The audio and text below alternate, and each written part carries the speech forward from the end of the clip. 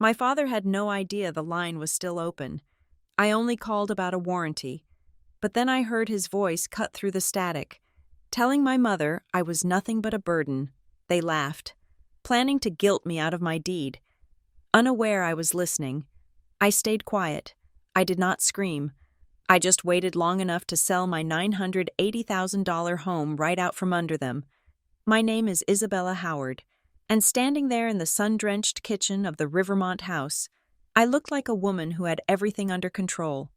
The late afternoon light filtered through the big bay windows, catching the dust motes dancing in the air and warming the honey-colored wood of the cabinets that my grandmother, Evelyn, had picked out 40 years ago. It was a beautiful scene, the kind of domestic tranquility people kill for, but the only thing I could focus on was the rhythmic, maddening sound of water hitting stainless steel. Drip, drip, drip. The kitchen faucet had been leaking for 2 days. I had spent the last 20 minutes on my hands and knees, head under the sink, armed with a wrench I barely knew how to hold, and a YouTube tutorial that was moving too fast. I needed the warranty paperwork. I knew it existed because my father, Gregory, was a man who filed everything, especially if he thought he could prove someone else wrong with it later. I wiped my greasy hands on a paper towel and tapped the screen of my phone, which was lying on the quartz countertop. I hit the call button next to Dad and switched it to speaker. It rang 3 times.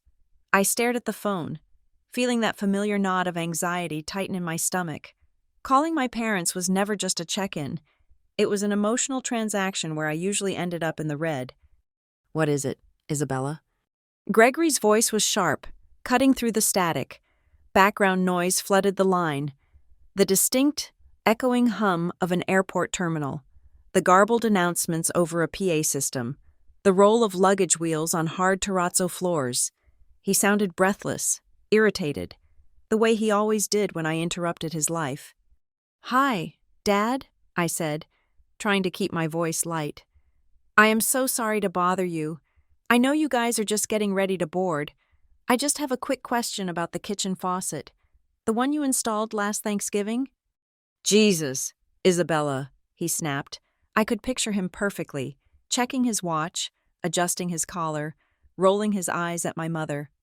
"I am standing in line for priority boarding for a 10-hour flight back from Europe. And you are calling me about plumbing?" "It's leaking pretty bad," I said, rushing the words. "I just need to know where you put the warranty box. I can't find it in the garage." "It is not in the garage. It is in the old study, bottom left drawer of the mahogany desk, under the files labeled House Maintenance, the Moen box, red and white. Ideally, that should have been helpful.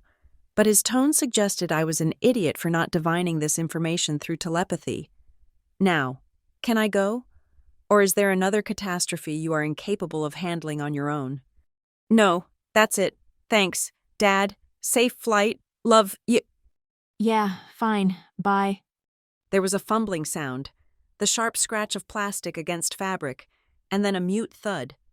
I reached out to tap the red end call button, but my finger hovered just an inch above the glass. I froze. The call had not disconnected. He had shoved the phone into his jacket pocket without hanging up. I should have hung up. That is what a good daughter does. A good daughter respects privacy. A good daughter does not eavesdrop. But I stood there, paralyzed, my hand trembling slightly over the countertop. The connection was muffled but audible, like listening to a radio through a thin wall. I heard the rustle of his coat, the rhythmic thud of his footsteps walking away from the gate agent, and then the unmistakable sound of my mother's voice. "Who was it?" Sandra asked. Her voice was closer now, likely walking right beside him. "Isabella." Gregory let out a long, heavy exhale, the kind that rattled in his chest. "Again, always something with that house. She is calling me about a warranty while we are trying to board. The girl is helpless." "She panicked about a leaky faucet?" Sandra let out a short, dry laugh. It was not a warm sound. It was the sound she made when she watched reality TV shows about hoarders. "Honestly, Gregory, I told you." "I know," he grumbled. "She is a burden. She has been a burden since the day she was born, and she is a burden now, Nothing changes. I stopped breathing. My hand, which had been reaching for the disconnect button, retracted as if the phone were white hot. I stood straight up, my spine locking into a rigid line. The kitchen, with its warm wood and smell of old lavender, suddenly felt freezing cold. Burden. It was a word I had heard implied 1,000 times, wrapped in sighs and eye rolls, but I had never heard them say it aloud. Not like this. Not to each other. "Well," my mother said, her voice dropping to a conspiratorial volume that the phone's microphone picked up with terrifying clarity. "She won't have to worry about the faucet for long. Once we get back and settle in, we need to sit her down. The timeline has to move up." "I am tired of waiting," Gregory said. The sounds of the airport seemed to fade away, leaving only their voices in my quiet kitchen. "Looking at these hotel bills from Rome, we are burning through cash. Sandra, we cannot keep renting that condo in the city while she rattles around in a $980,000 asset like a princess." My stomach dropped. They knew exactly how much the house was worth. They had checked the Zestimate. "We will handle it next week," Sandra said soothingly. "We will play the health card. My heart palpitations have been useful lately. We tell her the stress of maintaining 2 households is killing us. We tell her we need to consolidate. We need to be a family again, under one roof." "Under our roof," Gregory corrected her. "It is absurd that Evelyn left it to her. The woman was senile. A house like Rivermont belongs to the heads of the family, not a single woman in her 30s who can't even fix a sink." "She will sign," Sandra said confidently. "You know how she is. She is soft. She operates on guilt. I will cry a little about how we sacrificed our prime years to raise her. How we have nothing set aside for retirement because we gave it all to her education. She will cave. She always does." I gripped the edge of the granite counter so hard my knuckles turned white. I felt nauseous. The air in the room felt thin, insufficient. Every memory I had of them, every birthday card, every reluctant hug, every moment I thought was love, was being rewritten in real time. They were not just disappointed in me. They were targeting me. "She is an investment that never paid off," Gregory muttered. "Until now. Just stick to the script. We move in temporarily to help her out. Then we get her to sign the deed over for estate planning purposes or tax benefits. Whatever lie Clara advised against, we will find a way around it." "And if she resists?" "She won't." Gregory's voice was filled with a terrifying certainty. "She is weak. She craves approval like a dog craves scraps. Next year, the deed will be in our names. Sandra, not hers. We sell the place, take the $1 million, and finally retire the way we deserve. We are taking back what she owes us." "Attention passengers." A loud robotic voice from the airport PA system boomed over the line, drowning them out for a second. "Flight 402 to Chicago is now boarding zones 1 and 2. "That is us," my father said. "Come on, let's get out of here.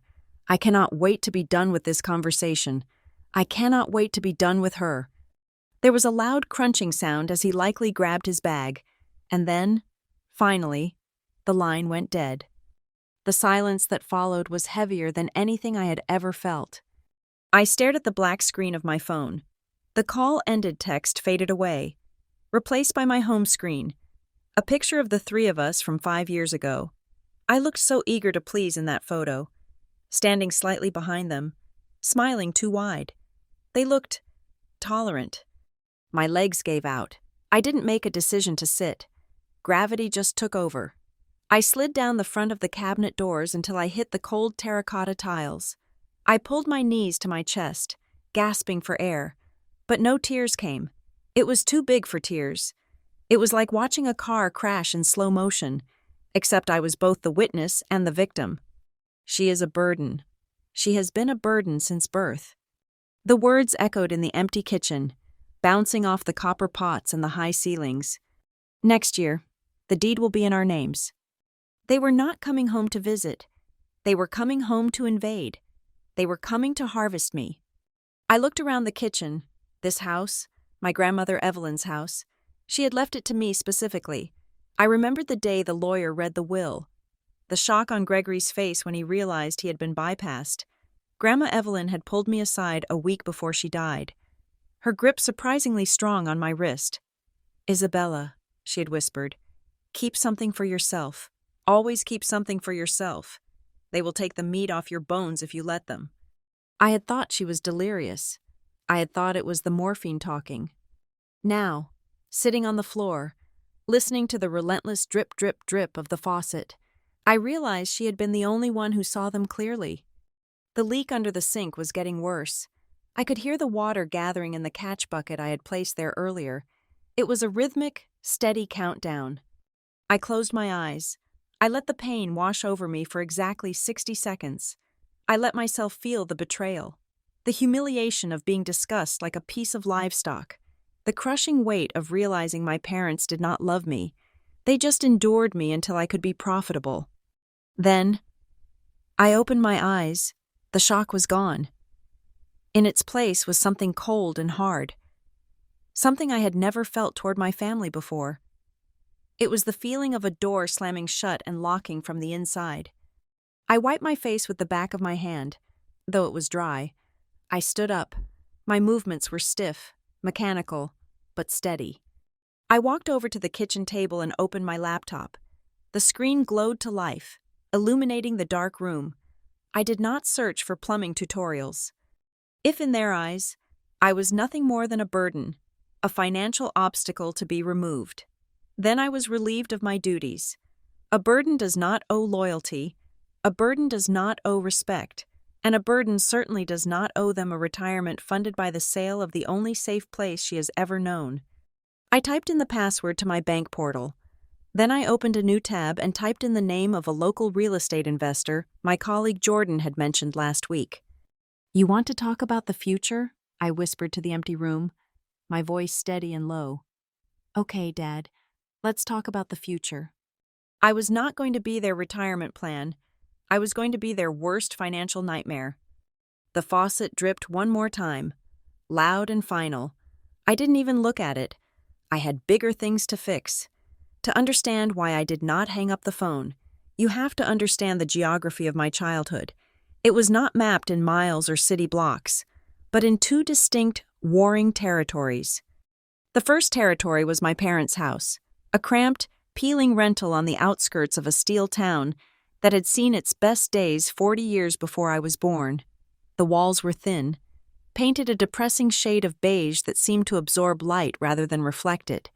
In the kitchen, the linoleum was curling at the corners, and the dining table had one leg that was shorter than the others. We never fixed it. We just folded up pieces of cardboard and wedged them underneath. Every time someone leaned too hard, the cardboard would slip, the table would lurch, and the milk would spill. That table was the perfect metaphor for our lives. Unstable, patched together with garbage, and always 1 second away from a mess. In that house, silence was rare. The air was usually thick with the low-grade hum of televised arguments or the sharp, staccato rhythm of my parents bickering over bills. But the noise wasn't the worst part. The worst part was the ledger. My parents kept a mental tally of my existence. They never let me forget the cost of keeping me alive. I remember being 10 years old, standing in the doorway of the living room, clutching a permission slip for a field trip to the Science Museum. It was $12. $12? Gregory had bellowed. Looking up from his newspaper, he didn't look at me. He looked at the paper in my hand as if it were a court summons. "Do you think I have a printing press in the basement? Isabella, do you think money just falls out of the ceiling?" "It includes lunch," I had whispered, trying to make the deal sound better. "We feed you here," Sandra had chimed in from the kitchen, her voice sharp. "We put clothes on your back. We keep the heat on. And now you want luxury trips? We sacrifice everything for you, everything, and you just ask for take. I did not go to the Science Museum. I learned early on that asking for anything, a new pair of sneakers because my toes were touching the front, a notebook for school, a ride to a friend's house, was an act of aggression. It was proof that I was ungrateful. It was proof that I was a drain on their resources. "Be grateful you have a roof," my father would say whenever I cried. Most people would kill for what you have. They made me feel like a tenant who was perpetually behind on rent, occupying space out of their sheer charity. But then there was the second territory. Every Friday afternoon, I would pack a small backpack and walk 3 blocks to the bus stop. I would feed my coins into the machine and sit by the window, watching the gray concrete and chain-link fences of my neighborhood slowly dissolve. The further the bus drove, the greener the world became. The tight, angry knot in my chest would loosen, mile by mile. By the time I stepped off the bus in Rivermont, I was in a different universe. Rivermont was not just a neighborhood, it was an exhale. The streets were wide and lined with ancient oak trees that created a canopy of green lace against the sky. The houses sat back from the road, confident and quiet, and at the end of a long driveway stood my grandmother Evelyn's house. It smelled of lavender and damp, rich earth. The porch wrapped around the front like a welcoming arm. When I walked up the steps, the door would already be opening. Grandma Evelyn was not like my mother. She did not sigh when she saw me. She did not look at me and calculate the cost of my next meal. She would open the screen door, wipe her hands on her apron, and pull me into a hug. It was never a suffocating squeeze. It was a firm, steady embrace that said, "I have got you." "Isabella," she would say, pulling back to look at my face, "you look taller. Tell me everything." And she meant it. She would sit me down at her solid oak kitchen table, which never wobbled, and serve me iced tea in a glass with condensation beading on the sides. She asked about my week, my grades, the books I was reading. When I spoke, she did not interrupt to talk about her back pain or the electric bill. She listened. She treated my thoughts as if they held weight, as if I were a person worthy of occupying space. It was in that kitchen, under the warm glow of the pendant light, that my real education began. It was not just about kindness, it was about survival. When I was 16, Evelyn placed a series of white envelopes on the table in front of me. "Watch closely," she said. She had just cashed her pension check. "This envelope is for the tax man. We pay him first because he has the power to take the house. This one is for the utilities. This one is for repairs, because a house always needs something." She tapped the last envelope, which was thicker than the others. "And this, Isabella, is the Freedom Fund."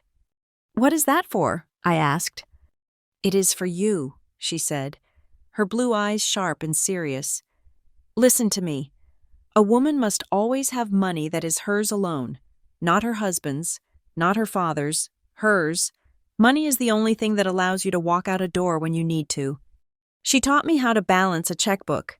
She taught me what compound interest was. She explained that a house was not just a pile of wood and brick, but a fortress that protected you from the world. One rainy afternoon, when I was crying over my father refusing to pay for my college application fees, calling it a waste of time for a girl who should just get a job, Evelyn wiped my face with a handkerchief that smelled of dried flowers. "Crying does not print money," she told me gently. "Planning does." Then she took my face in her hands. "Isabella, listen to me. You are not a burden. Do not let them make you believe that. You are the only one in that house who knows how to build a life. They only know how to consume. You are a builder. Never forget that." I held on to those words like a drowning woman holds on to a raft. I repeated them to myself on the long bus rides back to the gray industrial wasteland. I am a builder. I am a builder. But the true nature of the divide between my parents and Evelyn, and where I stood in the middle, did not fully reveal itself until the day of the funeral. It was a Tuesday in November. The sky was a flat, unmoving sheet of slate. We stood by the open grave in the Rivermont Cemetery. I was 24 years old. I held a bouquet of white lilies, my knuckles white from gripping the stems. The grief was a physical weight, pressing down on my shoulders, making it hard to draw breath. Evelyn had been the only person who had ever truly seen me. Without her, the world felt dangerously large and empty. My parents stood to my left. They were dressed in black, looking appropriately somber to anyone watching from a distance, but I was standing close enough to hear them. They were not talking about Evelyn's kindness, They were not sharing memories of her laugh or her garden. "The market is up in this zip code," Gregory whispered, leaning toward Sandra. He kept his head bowed, fake praying. "I checked the comparables last night. A house down the street sold for $600,000. "Really?" Sandra whispered back, a spark of genuine interest cutting through her performative sorrow. 600? But Evelyn's place needs work. The kitchen is dated." "Location, Sandra. Location," Gregory murmured. "We can list it as is. Cash out. Imagine what we can do with 600 grand. We could finally buy that boat. We could pay off the credit cards and still have a fortune." I stared at the casket, hot tears freezing on my cheeks. My grandmother was not even in the ground yet, and they were already dissecting her legacy like vultures picking at a carcass. They did not see the home where I had learned to value myself. They saw a lottery ticket. I realized then that their greed was not desperate. It was structural. It was the only language they spoke. The ride back to their house that day was suffocating. Sitting in the back seat of their sedan, listening to them subtly debate whether to renovate or sell quickly. I felt the air leaving the car. I looked out the window as we crossed the boundary from Rivermont back into the industrial sprawl, watching the trees disappear, replaced by billboards and cracked pavement. I knew then that I could never truly live in their world again. I had tasted the oxygen of Rivermont, of respect, of financial sanity. When the lawyer called us a week later to read the will, and my parents found out that Evelyn had left the Rivermont house entirely to me, explicitly excluding them, their rage was not about losing a mother. It was about a failed transaction. They looked at me not with pride, but with the terrifying calculation of a predator realizing its prey has suddenly grown teeth. I went back to the Rivermont house that night, alone. I sat at the solid oak table where I had learned about the Freedom Fund. I placed my hands on the wood, feeling its coolness. My parents loved me, perhaps in their own twisted, invoice-based way, but Evelyn had loved me enough to give me the weapon I would need to survive them. I just didn't know yet how soon I would have to use it, or that the war Evelyn had prepared me for was about to begin in earnest. This was the difference between us.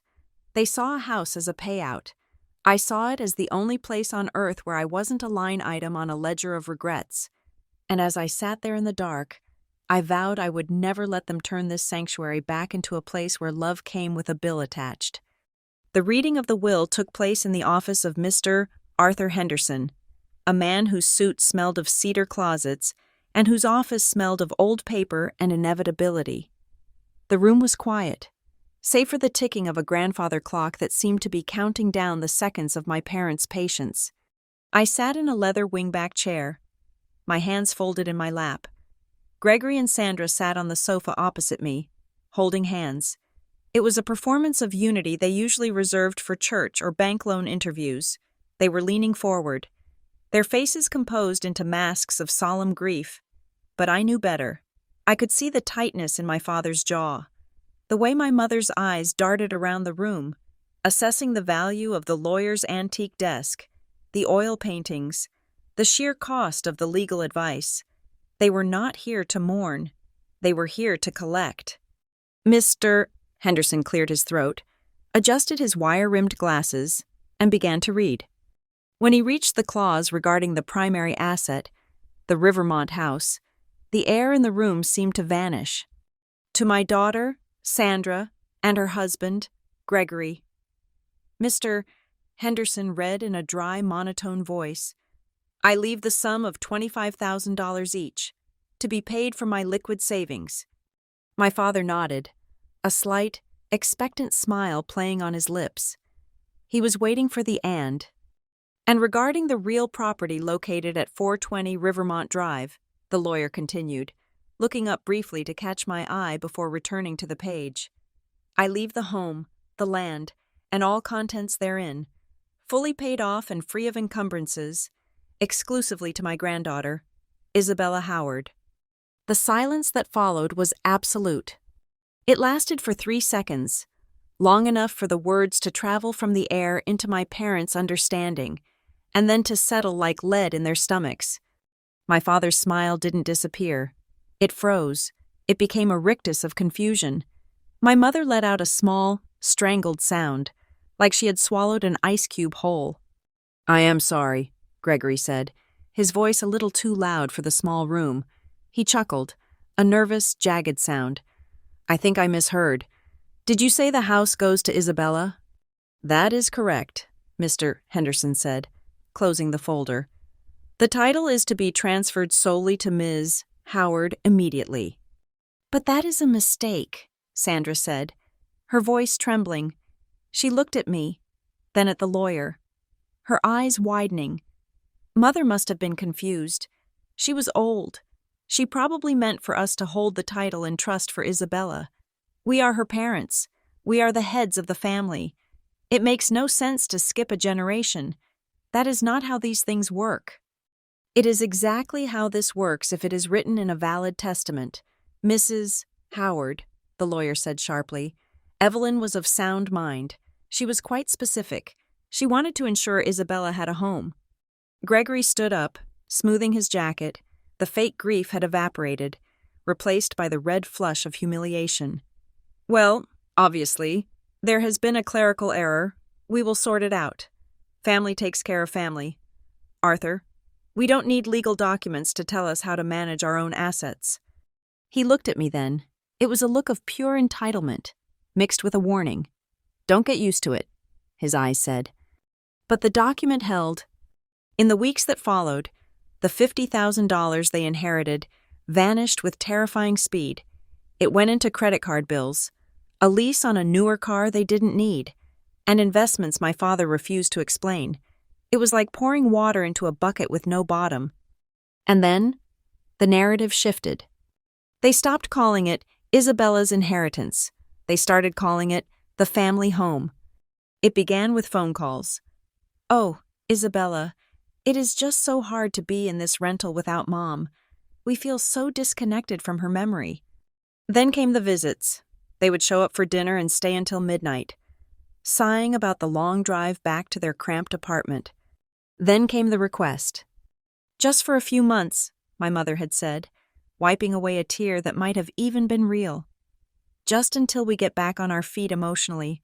We just need to be close to her things. We need to heal as a family. You wouldn't deny us that, would you? You are all we have left." I was 26 years old. I had just started working as a junior agent at Harborline Vista Realty. I spent my days negotiating contracts, spotting structural issues in foundations, and advising clients on how to avoid bad deals. I was good at my job. I could spot a wet basement or a bad roof from the curb. But I could not spot the rot in my own family dynamic. Or perhaps I saw it, but I was too conditioned to ignore it. I wanted to be the good daughter. I wanted to believe that if I just gave enough, they would finally approve of me. "Okay," I had said, "just for a while." Temporarily is the most dangerous word in the English language. That temporary arrangement stretched into 1 year, then 2, then 5. The invasion was slow, methodical, and absolute. It started with the furniture. One day, I came home from showing a colonial in the suburbs to find my grandmother's delicate, floral sofa pushed against the wall. In the center of the living room, dominating the space like a throne, sat Gregory's recliner. It was a hideous thing, oversized, brown leather that was peeling at the arms, smelling of stale aftershave and entitlement. "I need the lumbar support," he said when he saw me staring at it. He didn't ask. He didn't apologize. He just clicked the lever, reclined back, and turned on the television. The living room was no longer a place for conversation. It was his audience chamber. Sandra's invasion was subtler but more corrosive. She didn't move furniture. She waged war on the atmosphere. "This gray paint makes the room look like a prison," she would say, running a finger along the wainscoting I had lovingly restored. "And these curtains? They are so heavy. No wonder I feel depressed in here. We should change them to yellow. Yellow is a happy color." "I like the gray," I would say, keeping my voice calm. "Well, it is your house, technically," she would sigh, stressing the word technically as if it were a silly legal formality. "But we all have to live here, don't we? It should feel like home for everyone. Compromise is part of being a family. Isabella. But there was no compromise. There was only their expansion and my retreat. They paid nothing, not a dime for property taxes, not a cent for the water bill. Even though Gregory took 30-minute showers, when the roof needed a patch after a storm, they looked at me expectantly. "You are the landlord," my father joked, slapping me on the back. "That is the burden of ownership, kiddo." Yet, while they claimed poverty when the bills arrived, they had endless ideas for how to leverage the equity. One Tuesday evening, over a dinner I had paid for and cooked, Gregory laid a pamphlet on the table. "I have been looking at this investment opportunity," he said, chewing on a piece of roast chicken. "A buddy of mine is opening a chain of car washes. High yield, very safe. We just need a little seed capital." "I don't have seed capital, Dad," I said, pouring water into my glass. "You don't have cash," he corrected me, pointing his fork at the ceiling. "But you have this place. It is sitting here, doing nothing, dead equity. If we took out a small home equity line of credit, say $100,000, we could double it in a year. We could fix up the kitchen. We could finally take care of you the way we want to." "I am not mortgaging the house," I said firmly. "Grandma Evelyn worked her whole life to pay it off. I am not putting it in debt." The air at the table turned frigid. My mother set down her fork with a clatter. "You are so selfish," she whispered. "We are talking about our future, about building something for the family, and you just want to sit on it like a dragon on a pile of gold. Do you know how much we sacrificed to raise you? Do you know what we gave up?" "We are a family," Gregory added, his voice low and threatening. "In this family, we share. We don't hoard." They didn't get the loan, but they punished me for it. For weeks, they spoke to me only in monosyllables. They made me feel like a miser, a villain in my own home. Then came the pivot to the Europe trip. It was a masterpiece of manipulation. They stopped asking for money directly. Instead, they weaponized their unhappiness. They would leave travel brochures lying open on the coffee table. They would watch documentaries about Italy and sigh loudly during the commercial breaks. "I guess I will never see the Colosseum," Gregory would say to the television screen. 70 years on this earth, working like a dog, and I have never been further than the state line. What a waste." "It is okay, Gregory." Sandra would soothe him, glancing at me. "We made our choices. We chose to invest in our daughter instead of our dreams. That is what parents do. We accept our lot." It went on for months, a slow, dripping torture of guilt. Every time I bought a new blazer for work, I felt their eyes on the price tag. Every time I went out with friends, I felt judged for enjoying myself while they sat at home in their misery. Finally, I broke. I told myself it was a kindness. I told myself that if I gave them this, they would be happy. They would stop picking at me. They would finally feel repaid for the burden of raising me. I used my savings. I booked the flights. I paid for the hotels in Rome, Florence, and Paris. I gave them a credit card for emergencies, knowing full well that emergency would translate to expensive dinners and leather goods. The morning they left for the airport was vivid in my memory. I stood by the trunk of my car at the drop-off curb, hauling out their brand-new suitcases. They were wearing new coats, camel wool for my mother, a sharp navy trench for my father, that I knew had been purchased with the emergency card 2 days prior. They looked radiant. They looked successful. They looked like the wealthy, retired couple they had always pretended to be. "Well," Gregory said, checking his watch. He didn't offer to help with the bags. "Don't forget to water the plants. And don't touch the thermostat. I have it set perfectly." "Have fun," I said, forcing a smile. "Send pictures." "We will," Sandra said. She leaned in and gave me a quick, air kiss near my cheek, careful not to smudge her makeup. "Try to keep the place clean while we are gone. Isabella, you know how dusty it gets when you let things slide." They turned and walked through the automatic doors without looking back. I watched them go, watching the stickers on their luggage. Bright, colorful flags of countries they were about to conquer on my dime. I got back into my car, gripping the steering wheel. I felt a strange, hollow sensation in my chest. I had spent thousands of dollars, I had drained my savings account. But as I drove away from the terminal, merging onto the highway back to Rivermont, I realized what I had actually purchased. I wasn't paying for their happiness, I was paying for their absence. For the next 2 weeks, the house would be silent. Gregory's recliner would be empty. Sandra's criticism would be thousands of miles away. I turned on the radio and rolled down the windows, letting the cold air rush in. It was the most expensive vacation I had ever paid for, and I wasn't even going. And yet, driving back to a home that would finally, briefly, be mine again. I felt like I had gotten the better end of the deal. I just didn't know that the silence I was buying was the calm before a catastrophic storm. I didn't know that the next time I heard my father's voice, it would be through a phone he forgot to hang up, shattering the illusion of family forever. The reason I called him, specifically, was because of his pride. 6 months ago, when the kitchen faucet first started dripping, I had hired a plumber. The man was in the driveway, toolbox in hand. When Gregory pulled up, he had practically chased the poor tradesman off the property, waving his arms and shouting about highway robbery and incompetent millennials. He spent the next 3 hours wrestling with the pipes himself, banging tools against the porcelain, cursing under his breath, and finally emerging with a triumphant, sweaty grin to announce that he had saved me $300. Guaranteed for life, he had boasted, tapping the chrome fixture with a wrench. And I kept the paperwork. You ever have an issue, which you won't, the warranty is solid.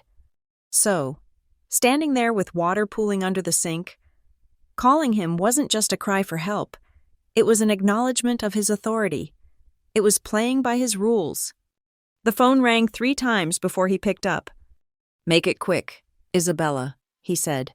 No hello, no greeting, just the immediate assumption that I was stealing his time. "I am sorry, Dad," I said, crouching down to pull open the bottom drawer of the desk in the study, phone balanced on my knee. "It is the faucet, the one you installed. It is spraying water everywhere. You said you filed the warranty?" "I am in the middle of something," he snapped. Through the speaker, I heard the distinct, tinny chime of an airport announcement, followed by the heavy clack-clack-clack of rolling luggage on hard floors. "We are meeting friends for a farewell lunch before the flight. Very expensive place. I cannot be digging through mental files for you right now." He was lying. I knew the flight schedule. They were boarding right now. But Gregory always needed to sound like he was being inconvenienced by his own popularity, rather than just standing in a queue. "I know. I am sorry," I repeated, the apology reflexive, conditioned into me like a dog trained to sit. "Just tell me which folder, the blue one or the black one?" "The black accordion file," he groaned, the sound of a man carrying the weight of the world. "Back of the bottom drawer, labeled hardware. Now let me go. I have a life to live, Isabella." "Okay, thanks. Safe full." "Yeah," he grunted. Then came the sounds that changed my life. There was a rough fumbling noise, the harsh scratch of denim against a microphone, and then a dull, rhythmic thudding. He hadn't pressed the red button. He had shoved the phone into the pocket of his coat. I froze. My hand was hovering over my own screen to end the call. But something stopped me. Maybe it was the instinct of a prey animal sensing a shift in the wind. Maybe it was just curiosity. I stayed perfectly still, the phone lying on the mahogany desk, the speaker amplifying the muffled world inside his pocket. Who was it? My mother's voice filtered through the layers of fabric. It was faint, but clear enough. It didn't sound like the voice she used with me, the high-pitched, fragile tone of a woman constantly on the verge of a nervous breakdown. It sounded bored, practical. "Isabella," Gregory replied. His voice vibrated against the phone, deep and resonant. "Always something with that house. Now the faucet is leaking. I told her where the paper was. God, the girl is helpless." "She is 30 years old, Gregory," Sandra said. "She acts like a child." "She is a burden," he said. I stopped breathing. The air in the study, usually smelling of old paper and cedar, suddenly felt devoid of oxygen. "She has been a burden since the day she was born." Gregory continued. his voice casual, as if commenting on the weather. And she is a burden now, always a crisis, always needing something. I waited for my mother to defend me. I waited for her to say, "She is our daughter," or "She tries hard," or even just, "Don't be mean." Instead, Sandra let out a short, dry chuckle. "Well, she won't be a burden much longer. Not once we execute the plan." I sat back on my heels, my heart hammering against my ribs like a trapped bird. The plan? "I am tired of waiting," Gregory said. "Walking through these terminals, seeing people our age traveling first class, we deserve that. Sandra, we earned it. It makes me sick thinking of her rattling around in that house alone. A $980,000 asset, wasted on a girl who eats cereal for dinner." "She doesn't suspect anything?" Sandra asked. "Please," Gregory scoffed. "She doesn't have the spine to suspect anything. She thinks we are doing her a favor by moving in. Keeping the family together, she eats that sentimental garbage up with a spoon." "We have to be careful with the approach," Sandra said, her voice turning clinical, calculating. "When we get back, we start with the heart palpitations. I will make an appointment with Dr. Evans, get some vague diagnosis about stress. We tell her the doctor said we need stability. We need to be in a familiar environment. And then the finances," Gregory added. "We tell her the upkeep is too much for her alone. We tell her we want to protect her. We get her to sign the deed over for liability purposes. Tell her it protects the asset if she gets sued at work. She is terrified of doing something wrong legally. She will sign whatever you put in front of her if you tell her it is the responsible thing to do." "It is pathetic, really," Sandra mused. "She is so soft. You just have to look at her with disappointed eyes. Mention how much we gave up to put her through school, and she crumbles. She is so afraid of being a bad daughter that she will bankrupt herself to prove she is a good one." I felt a physical blow to my chest, harder than any slap. They had mapped me out. They hadn't just observed my behavior. They had dissected my trauma. Trauma they had installed, and engineered a way to monetize it. My fear of disappointing them wasn't a flaw they tolerated. It was a button they installed to press whenever they needed cash. "It is just a matter of time," Gregory said. "Stay calm. Sandra, just keep playing the part. By this time next year, the deed will be in our names. We sell it, we take the cash, and we are done. Finally done with her." $1 million, Sandra whispered dreamily. "That is a proper retirement." "It is what she owes us," Gregory said, with the conviction of a man who truly believed he was the victim. "For everything she cost us over the years, braces, college, that stupid car, it is just reimbursement. Sandra, she is a burden. But finally, she is going to pay out." Zone 1 boarding. The intercom blared in the distance, cutting through their conversation. "That is us," Gregory said. "Let's go. Put on your smile. We have to FaceTime her when we land so she doesn't feel neglected." The phone jostled violently. Then the line went dead. I didn't move.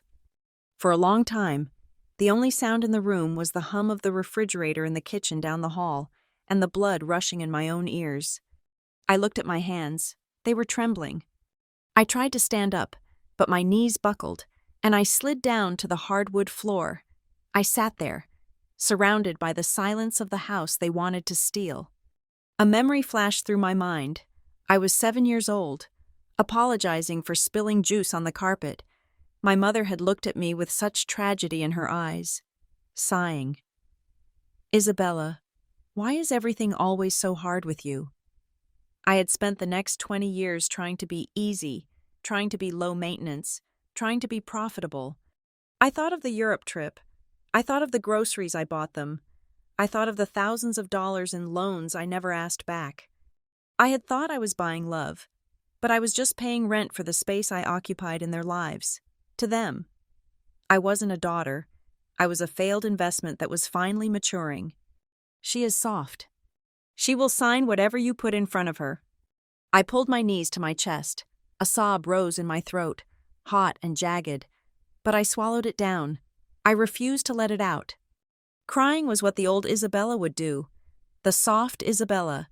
The Isabella who believed that if she just sacrificed enough of herself, she could fill the black hole of their narcissism. But they had made a fatal error in their calculation. They assumed that my kindness was weakness. They assumed that because I loved them, I was blind. I looked at the phone on the desk. It was just a piece of glass and metal, but it had just delivered a verdict more final than any judge could hand down. They called me a burden. Fine. If I am a burden, then I am a heavy thing, a thing that drags you down, a thing that cannot be moved. Slowly, the trembling in my hands stopped. The nausea in my stomach cooled into something solid, something icy. I stood up. I walked to the window and looked out at the driveway, where the autumn leaves were beginning to fall on the pavement. "You want to talk about reimbursement, Dad?" I whispered to the empty room. "You want to talk about what is owed?" I turned away from the window and walked back to the desk. I didn't reach for the warranty paperwork. I closed the drawer. I opened my laptop. I wasn't going to wait for them to come home and act out their little play about heart palpitations and stress. I wasn't going to sit there and let them use my love as a weapon to bludgeon me out of my grandmother's legacy. I was going to close the ledger, permanently.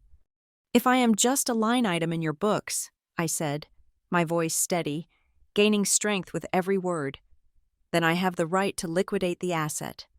I picked up the phone. I didn't call them back. I dialed a number I hadn't used in a year. A number for a woman named Clara Whitfield, a shark of a lawyer who owed me a favor. The conversation I had overheard was a declaration of war.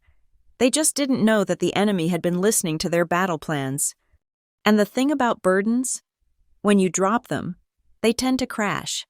And I was going to make sure that when I finally let go, the impact would shake the very ground they stood on. For the first 3 days after the phone call, I did not leave the property. I barely left the living room. I called Nate Ramirez at Harborline Vista Realty and lied. I told him I had a fever, something contagious, and I would be offline until the end of the week. It wasn't entirely a lie. My skin felt hot, my joints ached, and my head was pounding with a pressure that felt like it might crack my skull open. But the sickness wasn't viral.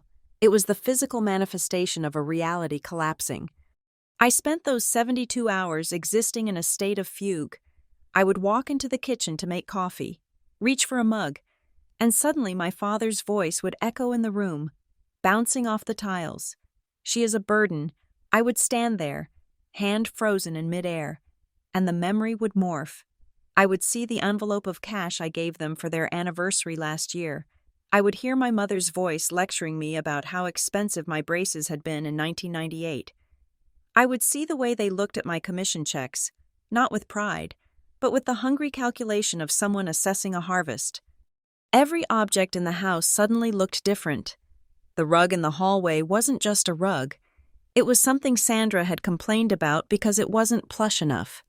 The dining table wasn't where we ate Thanksgiving dinner. It was where Gregory had sat, drinking my wine, making jokes about how I needed to find a rich husband so I could take care of my parents properly. They hadn't just lived in my house, they had contaminated it. By the morning of the 4th day, the fever broke. I woke up not with sadness, but with a clarity that was sharp enough to cut glass. I didn't want to cry anymore. I wanted to balance the books. I showered, dressed in my sharpest charcoal suit, the one I wore when I had to close a difficult deal, and opened my laptop. I didn't look at family photos. I looked for a contact I hadn't used since I started in real estate. Clara Whitfield was a partner at Rowan and Elmstone, a boutique firm that handled high-net-worth estates and complex property disputes. She was a woman made of steel and expensive tailoring, and she had always liked me. I sat in her office 2 hours later. The room smelled of lemon polish and leather. I didn't accept the water she offered. I needed to get this out before I lost my nerve. I told her everything. I told her about the deed. I told her about the 5 years of them living there rent-free. I told her about the temporary arrangement that had become a permanent occupation. And then, with my voice shaking just a little, I told her about the phone call. I told her about the plan to use heart palpitations and guilt to force me to sign over the title. Clara didn't look shocked. She didn't gasp. She sat perfectly still. her hands clasped on top of her mahogany desk, watching me with an expression I couldn't quite place. "So," I finished, smoothing a wrinkle in my skirt, "I need to know my standing. If I change the locks, if I sell the house, can they stop me? Can they claim squatters' rights? Can they claim an oral contract?" Clara leaned back in her chair. She took a long breath, then reached for a file folder on the corner of her desk. It wasn't my file. It was an old, dusty manila folder that looked like it hadn't been touched in years. "Isabella," she said, her voice softer than I had ever heard it. "Legally, you are in the clear. There is no lease. There is no rent payment history to establish tenancy rights in a way that would block a sale. You are the sole owner. You have no legal obligation to house able-bodied adults, regardless of their biological relation to you. If you want to evict them, you can. If you want to sell, you can." I let out a breath I felt like I had been holding since Tuesday. "Okay, that is good. I feel like a monster. Who kicks their parents out?" "Someone who is being hunted," Clara said sharply. She tapped the old file on her desk. "I was wondering when you would come to see me. Honestly, I expected you 3 years ago." I frowned. "What do you mean?" Clara opened the file. 7 years ago, about 6 months before she passed, Evelyn Rowe came to this office. She sat in that exact chair. My heart stopped. "Grandma was here?" "She was," Clara said. "She came to draft the final version of her will, the one that left the house exclusively to you. But she didn't just want to write a will. Isabella. She wanted legal counsel on how to structure the inheritance so that it would be ironclad against, and I quote, predatory relatives." I stared at her, my mouth slightly open. "Evelyn knew," Clara continued. Her eyes locked on mine. "She told me, explicitly, that she feared your parents would try to take the house from you. She told me that Gregory saw the property as his retirement fund, and that Sandra would use emotional manipulation to guilt you into giving it up. She called it weaponized frailty." Tears pricked my eyes, hot and sudden. "She knew? She never told me." "She didn't want to burden you before it was necessary," Clara said. "But she made me promise that if you ever came to me, seeking a way out, I would tell you this. You are not imagining it. You are not being paranoid. Evelyn saw it coming a decade ago. She left you that house not just as a shelter, but as a test. She wanted to see if you would value yourself enough to keep it." I put a hand over my mouth. The validation washed over me like a tidal wave. All those years of thinking I was being selfish, thinking I was a bad daughter for resenting their intrusion. Grandma Evelyn had seen it all. She had seen the wolves in the living room long before I did. "She protected the asset," Clara said, closing the file. "Now you have to protect yourself. If you confront them now, while they are in Europe, they will fly back immediately. They will cry. They will scream. They will camp out on your lawn and make a scene. They will drag you into a mud fight." "So what do I do?" I asked. "You disappear," Clara said simply. "We prepare the legal notices. We draft a cease and desist for harassment. We draft the eviction notice, but we do not serve them yet. You get your affairs in order. You secure your money, and if you are serious about selling, you do it fast, and you do it quietly." I nodded. The sadness was gone, replaced by a cold, hard resolve. "I am serious."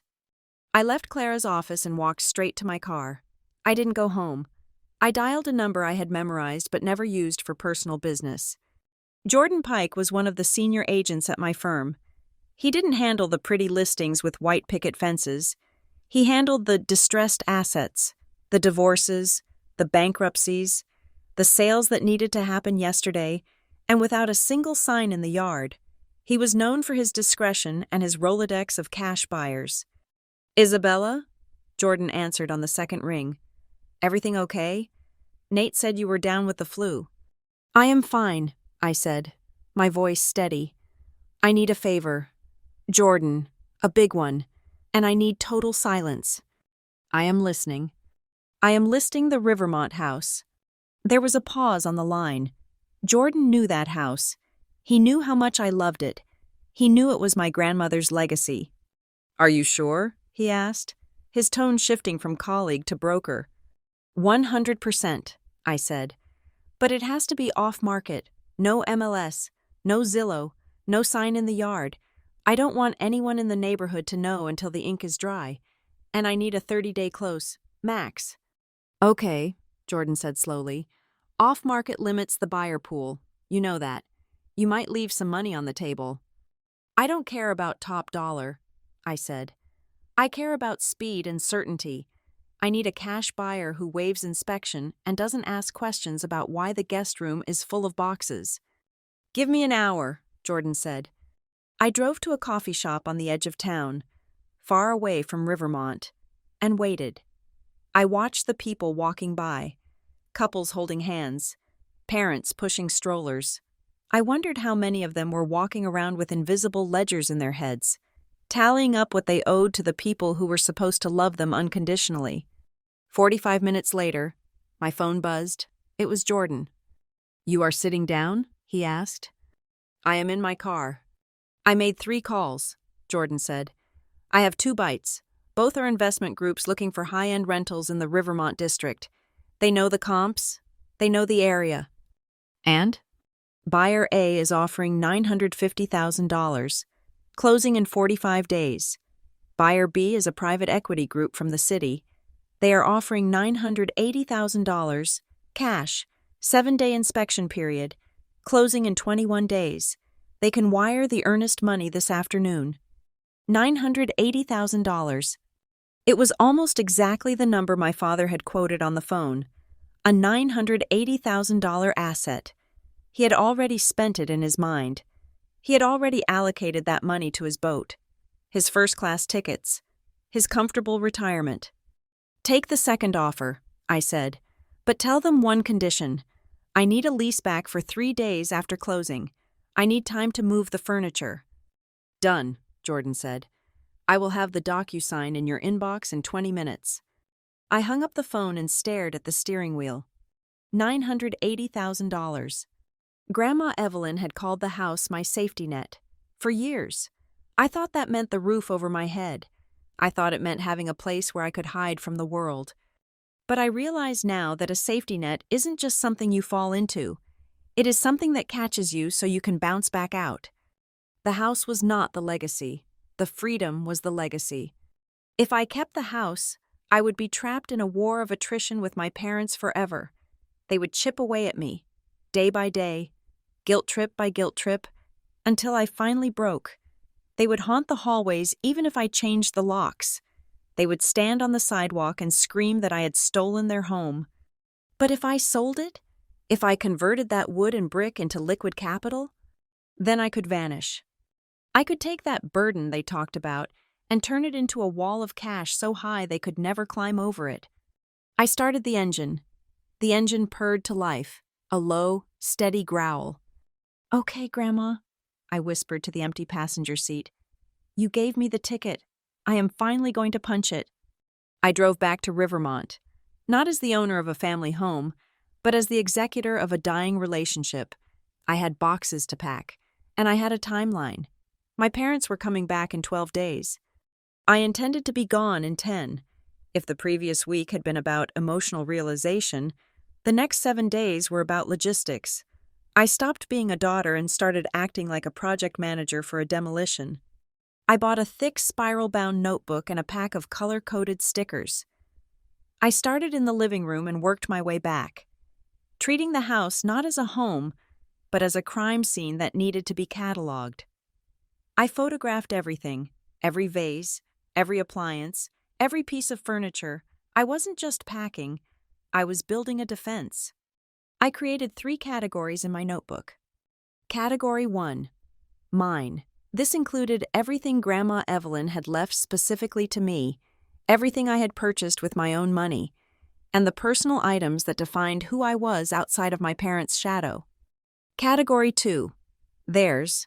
This was the largest pile in the common areas. Gregory's peeling leather recliner, Sandra's collection of ceramic figurines that she insisted on dusting once a month, the clothes they had left in the guest room closets, the boxes of memories, old tax returns and high school yearbooks. They had stored in my attic because their own apartment was too small. Category 3. The gray area. These were the items they might claim were family heirlooms, but were actually just things they had bought at garage sales and forgotten about. I photographed these with extra care. If there was any doubt, I put it in their pile. I wanted no ambiguity. I wanted them to have no reason to say I had stolen a single spoon. I hired a moving company called Ironclad Logistics. I chose them because they didn't ask questions about why a single household was being split into two diverging paths like a fork in a river. I need 2 trucks, I told the foreman, a burly man named Davis, as we stood in the driveway on a Tuesday morning. Truck A is going to Maple Harbor. It will take everything marked with a green sticker. Truck B is going to Riverside Lock and Store. It will take everything with a red sticker. And the yellow stickers? Davis asked, looking at my clipboard. Yellow goes with red, I said. When in doubt, ship it out. I had rented the largest unit available at Riverside Lock and Store. I put the contract in Gregory and Sandra's names, but I listed myself as the billing contact for the initial payment. I prepaid 6 months of rent. It cost me nearly $2,000, but it was a necessary expense. It was insurance. If they tried to tell the police or a judge that I had maliciously destroyed their property, I would produce the receipt. I hadn't destroyed anything. I had securely stored it, paid for its protection, and provided them with the key. It was a kindness that doubled as a legal shield. Next came the digital severance. This was harder than the physical packing because it felt invisible, like cutting wires inside a bomb. I went to a bank across town, one I had never used before. I sat in a glass-walled cubicle with a personal banker and opened a new checking account and a high-yield savings account. I transferred every cent I had from the Joint Access Bank, where my parents had emergency viewing rights, to my accounts. Reason for the transfer? The banker asked, typing on his keyboard. Security, I said. I am closing a breach. I changed every password I owned. Email, social media, utility accounts, insurance portals. I set up 2-factor authentication on a burner phone I bought at a convenience store, just until my new contract line was active. Then, I did something that felt like cutting off a limb but was actually removing gangrene. I changed my phone number. I sent the new number to exactly 4 people: Clara Whitfield, my lawyer, Jordan Pike, my broker, Nate Ramirez, my boss, and Sarah, my best friend from college who lived in Chicago and knew how to keep a secret. To everyone else, the neighbors, the extended family, the casual acquaintances, I simply ceased to exist on the old frequency. When Gregory and Sandra landed, they would dial my number and hear the hollow, robotic tone of a disconnected line. The closing ceremony for the house took place on a Thursday afternoon in the conference room of Rowan and Elmstone. It was sterile and quiet, the perfect setting for the end of an era. Jordan was there, looking sharp in a navy suit, a stack of documents in front of him. The buyers were represented by a corporate attorney who didn't say much. They had wired the funds into escrow that morning. Clara sat next to me, reading every single line of the sale agreement. She was looking for loopholes. She was looking for anything my parents could latch on to later to claim the sale was invalid.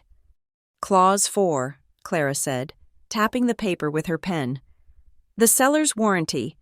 We need to add a specific addendum stating that the property is sold free of any tenant claims, as no lease exists. Agreed, the buyer's attorney said.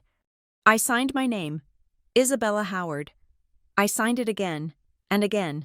With each signature, I felt a physical weight lifting off my chest. I wasn't just selling a house, I was liquidating a museum of guilt. Congratulations, Jordan said, sliding a copy of the closing statement toward me. The wire will hit your new account within 48 hours. The net proceeds, after commissions and fees, are $912,000. I looked at the number. It was just ink on paper, but it represented a life where I didn't have to apologize for existing. Thank you, Jordan, I said, and thank you for the silence.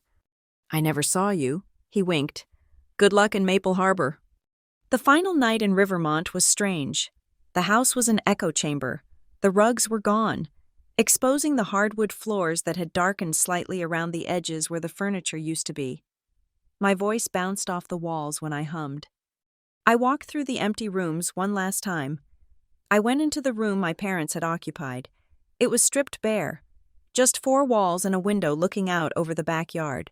It looked small, without their clutter, without Gregory's loud voice filling the air. The room was just a box. It had no power over me. I went to the kitchen. The counters were clear. I had scrubbed them down, leaving them cleaner than they had been in years. There was only one thing left to do. I walked to the fireplace in the living room. On the mantel, there was a small hook where a picture had hung for 20 years. It was a photo of me and Grandma Evelyn, taken the summer before she died. We were standing in the garden, covered in dirt, holding baskets of tomatoes. She was laughing, her head thrown back, and I was looking at her with total adoration. I took the photo down. I didn't pack it in the main boxes. I had a small, velvet-lined box in my purse. I placed the photo inside. On the back of the frame, I wrote a single word in black marker: origin. This was where I came from, not from Gregory and Sandra's ledger of debts, but from Evelyn's garden of abundance. I slept on an air mattress in the living room that night, waking up with the sun. The trucks arrived at 8 in the morning. They were massive, white whales swallowing the contents of my life. I stood by the door with my clipboard, directing traffic. "Green sticker," I said, pointing to my boxes of books. "That goes to truck A." "Red sticker," I said, pointing to the boxes of my father's old magazines and my mother's collection of unused kitchen gadgets. "That goes to truck B." It took 4 hours to strip the house. When the movers wrestled Gregory's recliner out the door, I felt a surge of triumph. That chair had been a symbol of his occupation, his refusal to adapt to my space. Watching it disappear into the dark belly of a truck bound for a storage unit felt like watching a dictator's statue being toppled. By noon, the house was empty, the floors were swept, the windows were locked. The air inside was still and cool. It didn't smell like lavender anymore. It smelled like potential. It smelled like a blank page. I walked to the kitchen island. This was the only surface I had left anything on. I took a thick cream-colored envelope out of my bag. Inside was the key to Unit 402 at Riverside Lock and Store. Along with it was a typed sheet of paper listing the inventory of everything in the unit, the address of the facility, and the access code. I placed the key on top of the paper. Then, I took a pen and wrote on the front of the envelope. I didn't write, "Dear Mom and Dad." I didn't write, "I am sorry." I wrote the truth, distilled into a single sentence, a final answer to the conversation they thought I hadn't heard. A burden cannot carry a future for anyone else. I placed the envelope in the center of the island, where the sunlight from the skylight hit it like a spotlight. It was the only thing left in the house. I walked to the front door. I didn't look back. I stepped out onto the porch, locked the door with the key I would leave in the lockbox for the new owners, and walked down the steps. I got into my car. The engine started with a smooth hum. I looked at the house one last time. It was a beautiful structure. It had good bones. It would make a wonderful home for the investment group's tenants, but it wasn't my home anymore. My home was 2 hours north, in a city I was just beginning to learn, paid for with money that was exclusively mine. I put the car in drive and pulled away from the curb. As I turned the corner at the end of the street, leaving Rivermont behind, I checked the time. It was 1 in the afternoon on a Friday. My parents were landing on Sunday. They had 48 hours of blissful ignorance left. I had the rest of my life. The key to my new life was surprisingly small. It was a simple, silver piece of metal with a black plastic head, no bigger than the key to a diary, yet it opened the door to apartment 4B in the Maple Harbor lofts. I stood in the center of the living room, listening to the silence. It was a different kind of silence than the one at Rivermont. That silence had been heavy, loaded with the ghosts of arguments and the dust of accumulated expectations. This silence was clean. It smelled of fresh drywall and the river breeze drifting in through the sliding glass door. The apartment was modest, It was a one-bedroom unit with laminate floors that looked like gray oak, a galley kitchen with white cabinets, and a balcony just wide enough for 2 chairs. There was no mahogany study. There was no formal dining room. There was absolutely no space for a recliner that smelled of entitlement. I walked to the balcony and looked out. Below me, the Maple River churned, dark and steady, moving toward the ocean. I felt a kinship with it. We were both moving forward, regardless of what obstacles lay upstream. My laptop, set up on a simple folding table I had bought an hour ago, pinged with a notification. It was the only furniture in the room besides my air mattress. I walked over and clicked the mail icon. Subject: Wire transfer confirmation. I opened it. The numbers were bold and black. Your transfer of $912,400.00 has been successfully credited. I stared at it. It wasn't just money. It was a wall. It was a fortress. It was 900,000 reasons why I never had to be a victim again. A second email popped up. This one from Clara Whitfield. Isabella. It read, "Attached is a summary of your rights under the anti-harassment statutes. Remember, once they realize you are gone, the reaction will be volatile. Do not engage. Do not reply to texts. Let all communication go to voicemail so we have a record. You have no obligation to tell them where you are. You are a ghost. Stay that way." I closed the laptop. I had already spoken to Nate Ramirez at Harborline Vista Realty that morning. I had been terrified he would fire me for the sudden request to work remotely, but his voice had been warm, almost fatherly. "Take the time, Isabella," he had said. "You have been carrying a lot of weight around the office lately. If working from Maple Harbor helps you get your head straight, do it. Just keep closing deals. Prioritize your stability. The commission checks will follow." Everything was in place. The trap was set. Now, I just had to wait for the prey to walk into it. Sunday arrived with a gray, overcast sky. I sat in my new kitchen, drinking tea from a mug that didn't match any set, watching the clock on the microwave. It was 2 p.m. Flight 309 from Rome was scheduled to land at 1:30. By now, they would be at baggage claim. I closed my eyes and pictured them. I saw Gregory, tanned and rested, complaining about the wait time for the bags. I saw Sandra, wearing her new camel coat, looking around to see if anyone was admiring her. They would be dragging those suitcases I had seen them leave with, now plastered with colorful stickers from Venice, Florence, and Paris. They would be happy. They would be full of wine and pasta and the smug satisfaction of people who had successfully spent someone else's money. They would be talking about how nice it would be to sleep in their own bed. My bed. My phone buzzed on the table. My heart hammered against my ribs. A sudden, violent reaction that annoyed me. I picked it up. It wasn't them. I had the old SIM card in a burner phone specifically to record their meltdown. But this was my new phone. It was a text from Mrs. Ellison, my neighbor across the street at Rivermont. I had given her my new number under the strict promise of secrecy, telling her only that I was moving for work and needed someone to keep an eye on the place until the new owner settled in. Mrs. Ellison, who had watched Gregory yell at landscapers for 20 years, was more than happy to be a spy. Blue sedan just turned into the driveway. The text read, "They are back." I stood up. I walked to the counter and gripped the edge of the wood. I wasn't there, but I could see it as clearly as if I were standing in the front yard. 3 minutes passed. The burner phone sitting next to my laptop remained silent. They hadn't tried to call me yet. They were still trying to get in. My new phone rang. It was Mrs. Ellison. "Isabella," she whispered, the excitement in her voice crackling through the line.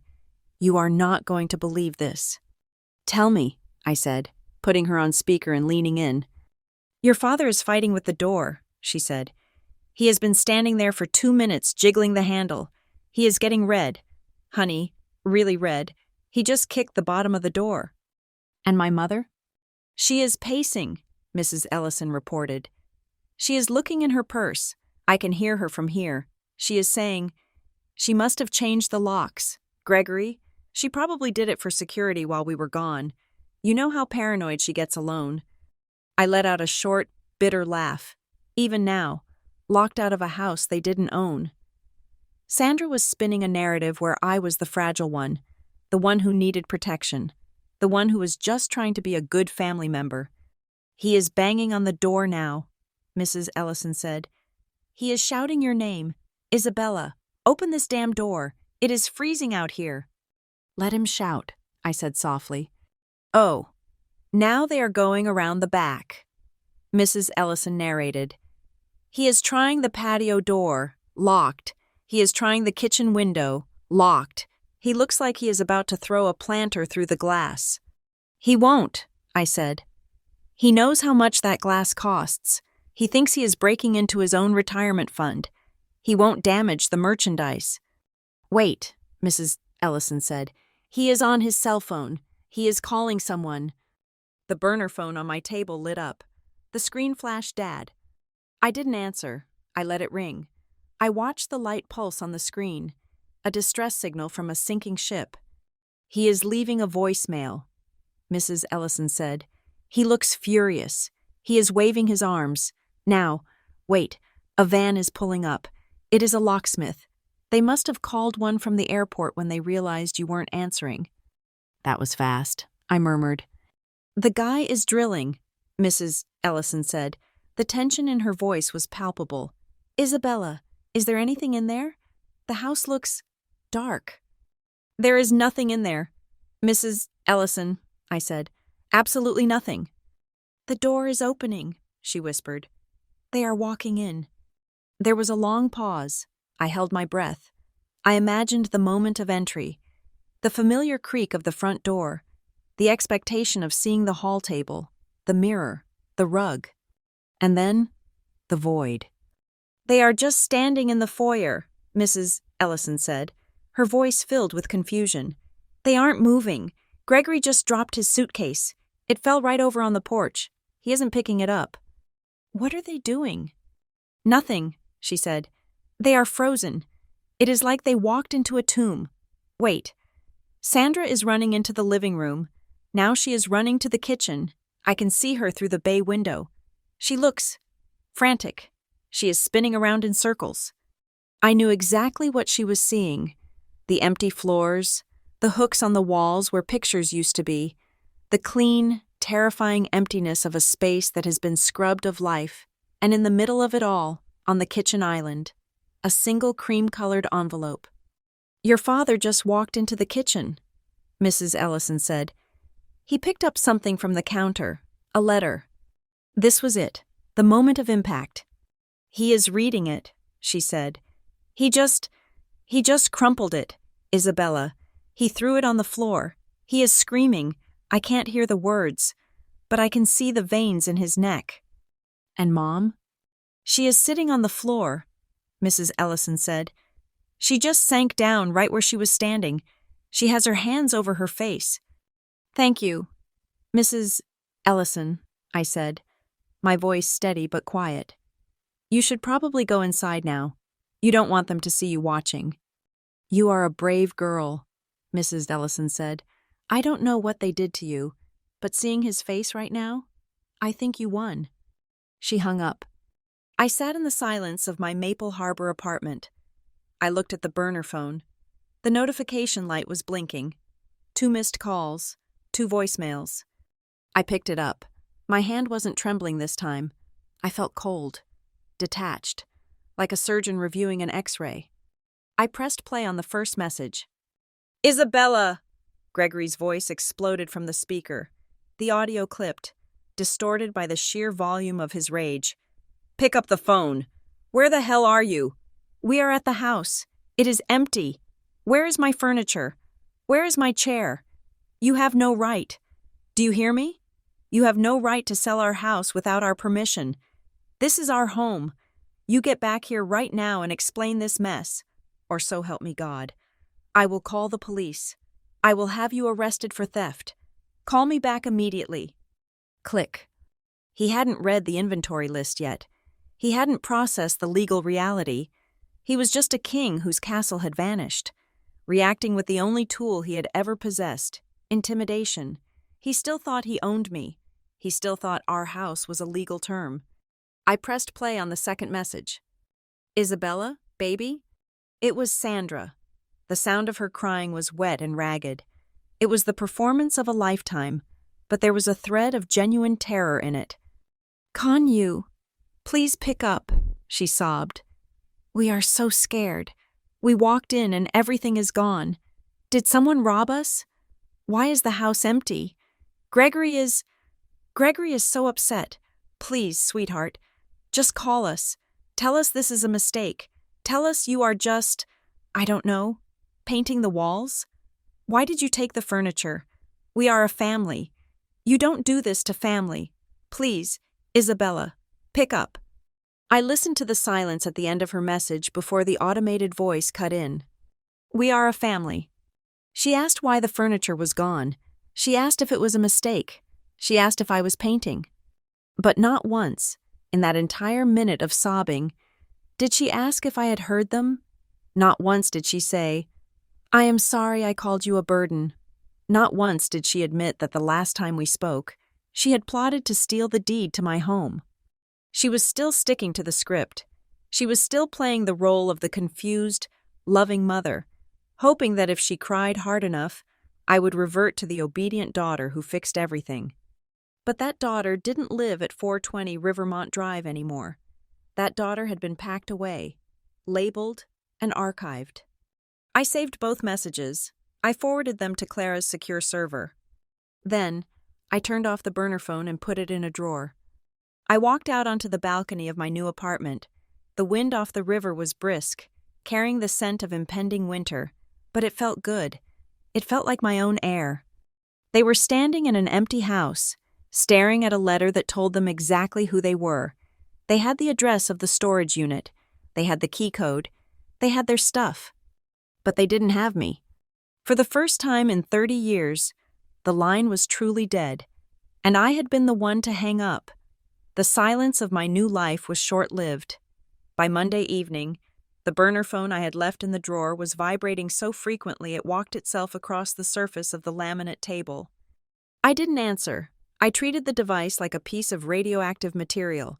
I let the voicemails pile up, waiting until I had a glass of wine in hand and Clara's email address open on my laptop before I dared to listen. The tone had shifted. The confused parents act from Sunday had dissolved completely. In its place was raw, unfiltered entitlement. You think you are clever? Gregory's voice sneered through the speaker. The background noise suggested he was in a car. Likely the rental they had been forced to get because I had sold the car they usually borrowed.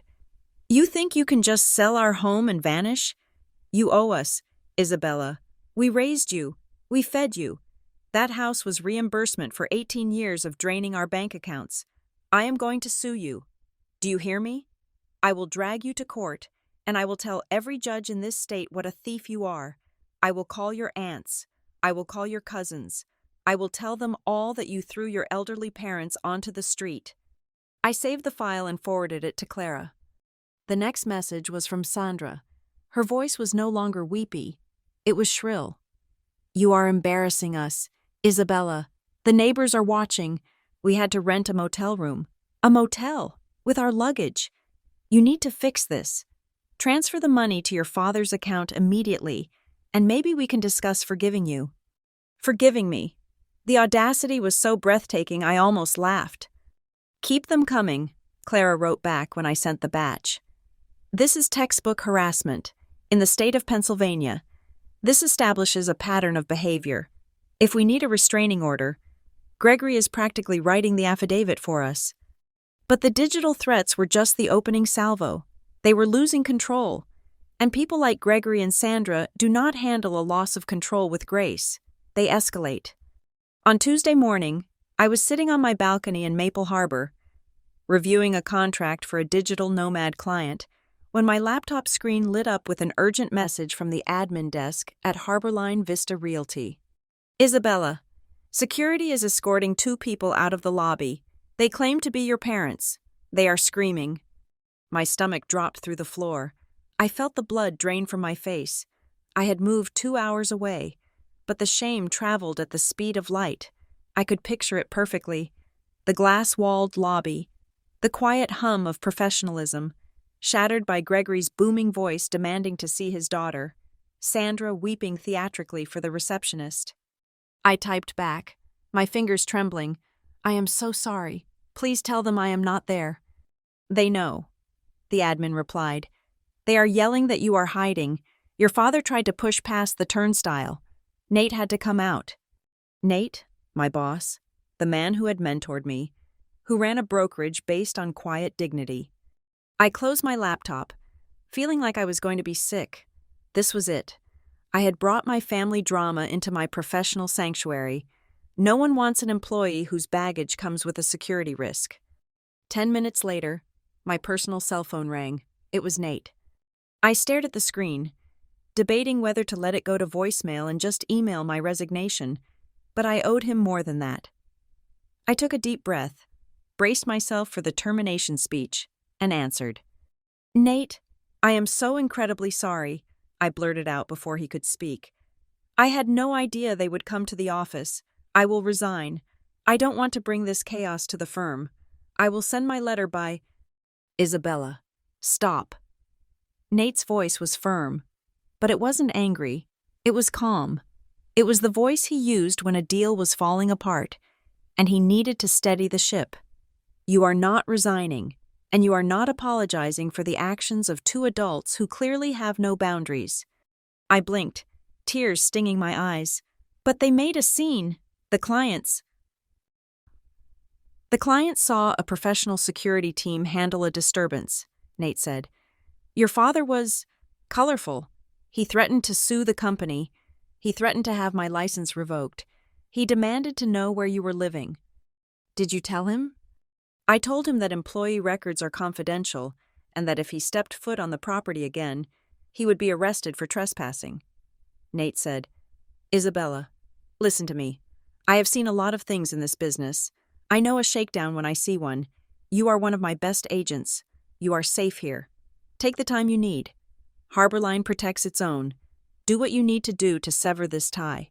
But do not think for 1 second that you are the problem here." I let out a sob I couldn't hold back. "Thank you, Nate." "Stay in Maple Harbor," he said. "Work remote. We will handle the front desk." I hung up, feeling a strange mixture of relief and fury. They had tried to destroy my livelihood. They had tried to use my job as a hostage. That night, the sun went down over the river, turning the water a bruised purple. I was sitting in the dark, watching the lights of the city flicker on, when my new phone rang. Not the burner, the new number, the one I had given to only 4 people. I frowned. It was an unknown number, local to Maple Harbor. I thought it might be the internet installer confirming my appointment for the morning. "Hello?" I answered. 10 in the morning, a familiar, gravelly voice said. "Maple and Brew Cafe on 3rd Street. Don't be late." I froze. It was Gregory. "How did you get this number?" I whispered, my voice barely audible. "I have my ways, Isabella," he said, his voice dripping with a terrifying smugness. "You think you can hide from me? I am your father. I made you. I can find you." I learned later that he had bullied the young receptionist at the front desk before security arrived, glancing at the emergency contact update form I had submitted before I left. A careless mistake on my part, or perhaps just bad luck. But in that moment, he sounded omnipotent. "I am not meeting you," I said, my hand gripping the phone so tight my fingers hurt. "If you are not at that table at 10 in the morning," Gregory said, his voice dropping to a low, dangerous register, "we will come to your apartment. We know you are in the Maple Harbor lofts. We will stand in the hallway, and we will scream until every neighbor on your floor knows exactly what kind of ungrateful daughter you are. We will go back to your office. We will make your life a living hell. Isabella, you want us to go away? Then you come and face us." The line clicked dead. I sat there in the dark, my heart hammering a frantic rhythm against my ribs. The old fear, the childhood fear of the belt and the yelling, surged up like bile. They were here. They were in my city. They were closing in. But then, I looked around my apartment. I looked at the lease on the counter with only my name on it. I looked at the bank statement on my laptop screen. I wasn't 7 years old anymore. I wasn't trapped in a house they controlled. I had $900,000. I had a lawyer. I had a boss who had my back. I wasn't afraid of them hurting me physically. Gregory was all bark, a coward who relied on volume. I was afraid of the emotional debris. I dialed Clara. "He found me," I said when she answered. "He wants to meet tomorrow at 10. "Do not go to a private location," Clara said immediately, her lawyer brain kicking into gear. "It is a cafe, Maple and Brew, public place." "Okay," Clara said. "Then you go, but you do not go to negotiate. Isabella, you go to deliver the verdict." "I am scared," I admitted. "Good," Clara said. "Use that. Anger is better, but fear keeps you sharp. I am going to email you a document right now. It is a formal notice of cessation of financial support. It outlines that the sale of the house was legal, that the proceeds are yours, and that any further contact will be met with a harassment suit. You are going to print it out.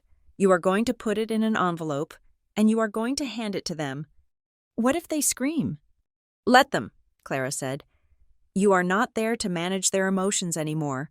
You are there to hand them their eviction notice from your life." I spent the rest of the night preparing. I didn't sleep. I printed the document Clara sent. It was 5 pages of dense legal terminology, beautiful in its brutality. At 2 a.m, unable to sit still, I put on my coat and walked down to the Riverwalk. The air was cold, biting at my cheeks. The path was empty. I walked by the water, the sound of the current masking my voice. I started to practice. "I will not give you money," I said to the darkness. It sounded weak. I tried again, louder. "I will not give you money." I thought of the phone call I had overheard. She is a burden. She is a soft touch. I stopped walking. I looked at the reflection of the moon in the black water. "I am not a burden," I said, my voice sharp and clear.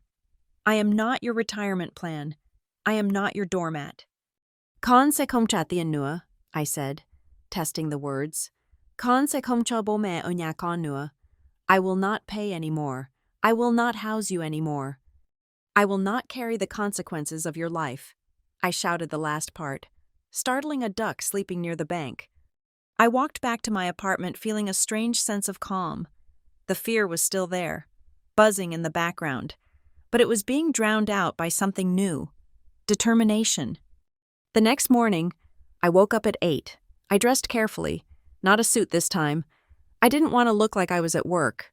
I wore jeans, boots, and a heavy wool sweater. I looked like a woman who lived in Maple Harbor, a woman who belonged to herself. I drove to the cafe. I parked down the street. It was 9:55 in the morning. I sat in the car. My instinct, honed by 30 years of trying to please them, screamed at me to run, to be early, to have the coffee ready for them, to apologize for the wait. I watched the clock on the dashboard. 10 in the morning. I didn't move. 10:05. I checked my lipstick in the mirror. 10:10. I picked up the envelope containing Clara's notice. 10:15. I opened the car door. The air was crisp. I walked down the sidewalk, my boots clicking on the pavement. I wasn't rushing. I reached the door of Maple and Brew. The smell of roasted coffee and the sound of chatter spilled out. I pulled the door open. The cafe was busy, full of students and young professionals, but I saw them immediately. They were sitting at a table in the far corner. They looked out of place. Gregory was wearing his travel jacket, which looked rumpled. Sandra was wearing sunglasses indoors, her mouth set in a tight, bitter line. They were scanning the room, checking their watches, vibrating with indignation. They looked small. That was the first thing that hit me. Sitting there, stripped of the house, stripped of their power over me, they just looked like 2 angry, aging people who had overplayed their hand. I took a deep breath. I gripped the envelope. I didn't walk toward them like a child called to the principal's office. I walked toward them like a CEO walking into a boardroom to fire a problematic client. Gregory looked up. He saw me. His eyes narrowed, and he started to rise, his finger pointing in accusation. I didn't flinch. I just kept walking. It was time to close the deal. I arrived at the table at 10:15 in the morning. I did not apologize for being late. Gregory did not wait for me to pull out my chair. The moment I was within earshot, he launched his attack. It was not a greeting. It was an ambush. "You have some nerve showing your face," he spat, his face flushing a mottled red that clashed with the collar of his travel jacket. He pointed a finger at me, shaking it like a weapon. "How dare you? How dare you sell the family home without consulting us? That house was our legacy. We built that life." "I am sitting down now, Dad," I said calmly, sliding into the metal chair opposite them. The seat was cold. "Don't you tell me what you're doing!" Gregory slammed his hand on the table, causing the silverware to jump. A few people at nearby tables looked over, startled, but Gregory was too consumed by his own narrative to notice. "We gave you everything, Isabella, everything. We sacrificed our prime earning years to raise you. We put food in your mouth. We put clothes on your back. And this is how you repay us? By throwing us out on the street like garbage? You are a thief. You stole our retirement." Sandra took her cue perfectly. She pulled a tissue from her sleeve, dabbing at eyes that were dry but red-rimmed. "We are staying in a motel, Isabella," she whimpered, her voice pitched to carry just enough for the table next to us to hear. "A motel by the highway. It smells like smoke. Is that where you want your mother to die? In a cheap motel room?" She looked at me with wide, pleading eyes, the picture of a martyr. "The medical bills are piling up. My heart. Dr. Evans said I cannot handle stress. And now this? You know we can't afford rent in this market. We counted on that house. We took care of it for you. We kept it warm. How can you be so cruel? Do you want us to sleep under a bridge?" I let them talk. I sat with my hands folded in my lap, watching them perform. It was fascinating, in a morbid way. For 30 years, this routine had worked. The anger, followed by the guilt, followed by my submission. It was a well-oiled machine. But today, the gears were grinding against reality. "Are you finished?" I asked. "No, I am not finished," Gregory shouted. "I want that money transferred. Today. All of it. $900,000. Isabella, that is the price of your betrayal. You transfer it, and maybe, just maybe, we don't sue you for elder abuse." I reached into my bag. Gregory's eyes lit up, presumably thinking I was reaching for a checkbook. Instead, I pulled out my phone. I placed it in the center of the table, screen facing up. "I came here to listen to you," I said, my voice low and steady. "I wanted to give you the chance to say all of this to my face, but I also brought something, because for the last week, you have been telling everyone, Nate, the neighbors, me, that you are the victims here." "We are the victims," Sandra cried. "I brought the truth," I said. "The truth you thought I didn't have." I tapped the screen. I navigated to the saved audio file. I turned the volume all the way up. I pressed play. The sounds of the airport terminal cut through the coffee shop ambiance, the robotic announcement of the boarding gate, the rumble of luggage wheels. Then, Gregory's voice filled the space between us. "Isabella, again, always something with that house." Gregory stopped breathing. His mouth, which had been open to launch another insult, snapped shut. "She is a burden." The recording continued. "She has been a burden since the day she was born, and she is a burden now." Sandra froze. Her hand, holding the tissue halfway to her nose, stayed suspended in midair. She looked at the phone as if it were a bomb. "Next year, the deed will be in our names. Sandra, not hers. We sell the place, take the $1 million, and finally retire the way we deserve. She is soft. She operates on guilt. I will cry a little. She will cave. She always does. She is an investment that never paid off, until now." I let it play until the very end, until the sound of the line going dead echoed from the speaker. The silence that followed was heavy. It was absolute. The background noise of the cafe seemed to drop away, leaving the three of us in a vacuum of exposure. Gregory's face went from red to a ghostly, sickly white. Then, the blood rushed back in a violent shade of purple. "You," he stammered. "You recorded us? You wiretapped us? That is illegal. You cannot record people without their consent. I will have you arrested." He was loud, but his voice cracked. It wasn't the boom of authority anymore. It was the shriek of a man caught with his hand in the safe. Sandra looked around frantically, her eyes darting to the other tables, terrified that someone had heard the recording. The mask of the loving, sacrificed mother had slipped, revealing the cold strategist underneath. "I did not wiretap you," I said calmly. "I called you to ask about a plumbing warranty. You put the phone in your pocket. You forgot to hang up. You broadcast your plan to the world. Dad, I didn't steal your privacy. You gave it away because you were too busy counting the money you planned to steal from me." It was taken out of context," Sandra stammered, her voice trembling. "We were stressed. We were venting. We didn't mean it. Isabella, you know how your father gets when he is tired." "I know exactly how he gets," I said. "And I know exactly what you meant. You called me a burden. You called me an investment. You admitted that living in my house wasn't about family. It was a siege. You were waiting for me to be weak enough to sign over the deed." I looked Gregory in the eye. "You said I was a burden from birth. Well, I heard you." "So you sold the house out of spite?" Gregory hissed, leaning across the table. "You vindictive little—" "I sold the house because I'm the owner." I cut him off. My voice was sharp, harder than I had ever allowed it to be with them. "I paid the taxes. I paid the insurance. I paid for the repairs. I paid for your groceries. I paid for your temporary stay that lasted 5 years. You were guests, non-paying, hostile guests who plotted a coup against their host." I reached into my bag again. This time, I pulled out the thick, cream-colored envelope Clara had prepared. I slid it across the table. It hit the wood with a heavy slap. "What is this?" Sandra asked, staring at it like it was infected. "That is a formal notice from my attorney," I said. "It states that as of today, all financial support from me to you has ceased. The credit cards are canceled. The bank access is revoked. The house is sold." "You can't do that," Gregory whispered. "We are your parents."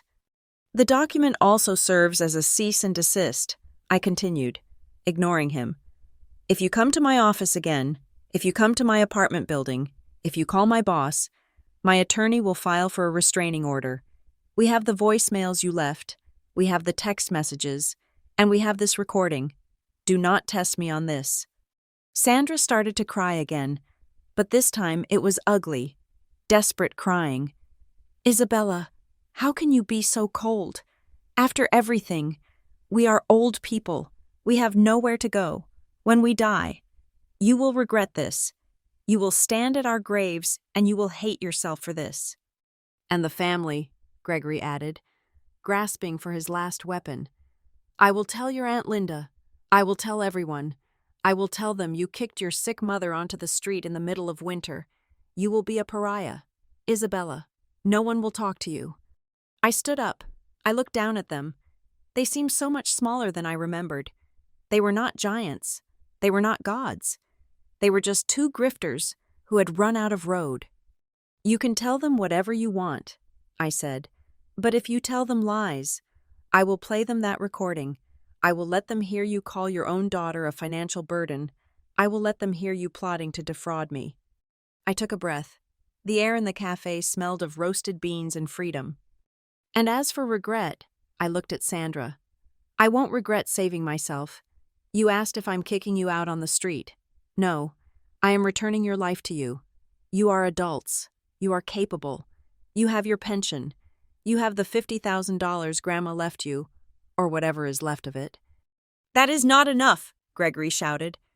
"Then you should have saved more," I said. "I am not your emergency fund. I am not your retirement plan. And I am certainly not the wall you stand behind to hide from the mistakes you made for 40 years. I picked up my phone. "I am done carrying you," I said. "Figure it out." I turned my back on them. I heard Gregory start to shout my name. but his voice was drowned out by the hiss of the espresso machine and the sound of my own boots walking toward the door. I didn't look back. I walked out into the cold, bright morning of Maple Harbor, leaving the envelope and the guilt on the table behind me. "You will come crawling back," Gregory roared. It was the kind of sound a wounded animal makes when it is cornered, loud, aggressive, but underneath the volume, there was a tremor of absolute terror.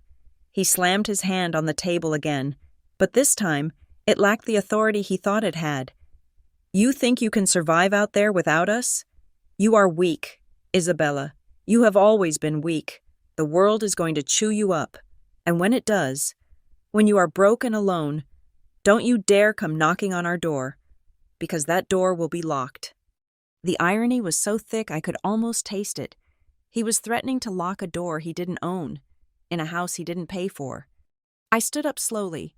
I picked up my phone from the center of the table, ending the recording session I had started the moment I walked in. I slid it into my pocket. "You seem to be confused about the power dynamic here." "Dad," I said, my voice cutting through his bluster like a razor through silk, "I am not the one who is homeless. I am not the one with zero assets. And I am certainly not the one who just got caught on tape admitting to financial abuse." I leaned in slightly, placing my palms flat on the table, looking him dead in the eye. "The sale of 420 Rivermont Drive is final," I said, enunciating every word. "The proceeds are legally mine. The deed is transferred. Clara Whitfield has filed every piece of paperwork necessary to ensure that you cannot touch a single cent. And regarding your threats to slander me to the family? Go ahead. Call Aunt Linda. Call the cousins. But remember this. Everything you say can and will be used as evidence in the harassment suit I am prepared to file. And if you lie, I will play that recording for them. I will let them hear exactly what you think of your own daughter." Gregory's mouth opened, but no sound came out. He looked like a man who had reached for a weapon and found his holster empty. The redness in his face was fading into a sickly gray. He realized, finally, that his volume knob was broken. He could scream all he wanted, but the sound wasn't reaching me anymore. I straightened up, adjusting my scarf. "I am not a burden, Gregory. I never was. I was the only thing holding you up, and I am simply the person you can no longer control with guilt. That account is closed." I turned to leave. "Wait." The voice was small. It was barely a whisper. I paused and looked at Sandra. She wasn't crying anymore. The theatrical sobbing had stopped the moment the reality of the bank transfer hit her. She was sitting very still, her hands clutching her purse, the designer purse I had bought her for her birthday 2 years ago. She looked up at me, and for the first time in my entire life, her eyes were clear. There was no manipulation. There was no script. There was just naked, unadulterated fear. "Isabella," she said, her voice trembling. "Where do we go? We gave up the apartment. We have the motel for 2 more nights. After that, where do we go?" It was the first honest question she had asked me in a decade. She wasn't asking for money. She was asking for direction. She was looking at me to solve the problem, just like I had fixed the faucet, just like I had paid the bills, just like I had managed the emotional climate of our home. A part of me, the old part, the part that wanted to be a good girl, twitched. I felt the urge to pull out my phone, to look up affordable rentals, to write them a check for the deposit, to fix it. I looked at her. I looked at the woman who had listened to her husband call me a burden and laughed. I looked at the woman who had planned to use her own heart condition as a bargaining chip to steal my grandmother's legacy. I killed that urge. I suffocated it right there in the middle of the coffee shop. "That is your life," I said. My voice was not cruel. It was simply factual. "You are 2 able-bodied adults. You have navigated the world for 30 years longer than I have. You will have to figure it out. Like every other adult on this planet, you will have to find your own answer." Sandra flinched as if I had slapped her. "But we are your parents," she whispered. "And I was your daughter," I replied. "I did my part. I carried you until my back broke. Now, I am walking upright." I reached into my pocket and pulled out a small notepad and a pen. I scribbled a single sentence on a page, tore it out, and placed it gently on the table between them, right next to the untouched coffee cups. It read, "I no longer carry consequences that do not belong to me." It wasn't an apology. It wasn't a goodbye. It was a boundary line, drawn in blue ink. Goodbye, I said. I turned around and walked toward the door. I could feel their eyes on my back, burning 2 holes between my shoulder blades. But I didn't slow down. I pushed the glass door open, and the bell chimed, a bright, cheerful sound that signaled a customer leaving. I stepped out onto the sidewalk of Maple Harbor. The air was cold. It hit my lungs with a sharp, biting freshness that tasted like winter and river water. I took a deep breath, filling my chest until it hurt. I waited for the panic. I waited for the crushing guilt that usually followed any confrontation with them. I waited for the voice in my head to tell me I was a monster, that I was ungrateful, that I should turn around and go back and write the check. But the panic didn't come. Instead, I felt a strange, vast emptiness. It wasn't the emptiness of loss. It was the emptiness of a room that has been cleared of hoarding. It was space. It was potential. For the first time, my mind wasn't occupied by their needs, their debts, their moods. It was quiet. I walked to my car, my boots clicking rhythmically on the concrete. I unlocked the door and slid into the driver's seat. Before I started the engine, I looked in the rearview mirror. Through the large glass window of the cafe, I could see them. They were still sitting there. Gregory was staring at the table, his shoulders slumped, looking deflated and old. Sandra was reading the note I had left, her hand covering her mouth. From this distance, framed in the small rectangle of the mirror, they looked tiny. They didn't look like the giants who had dominated my psychological landscape for 30 years. They didn't look like the monsters who could destroy me with a frown.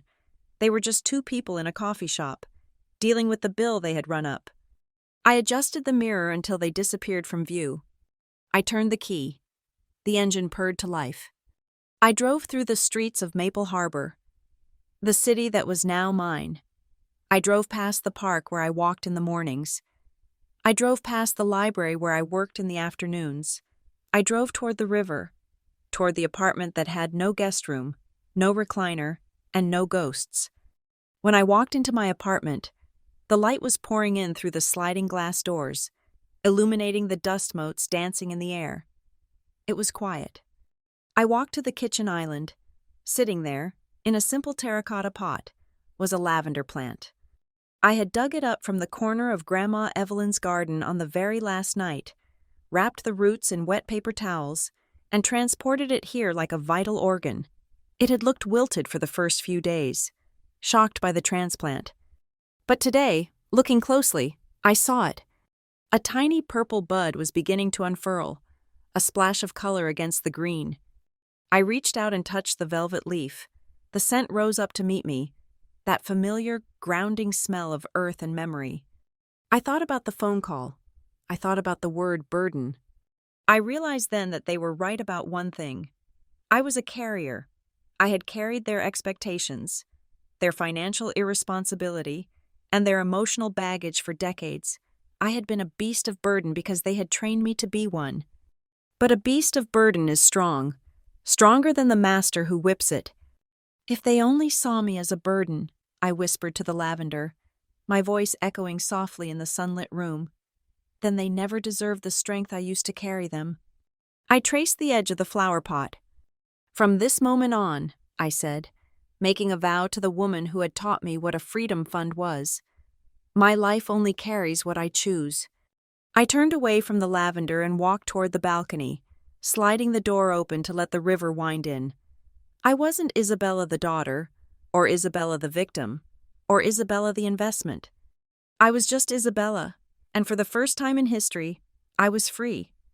Thank you so much for listening to Isabella's story.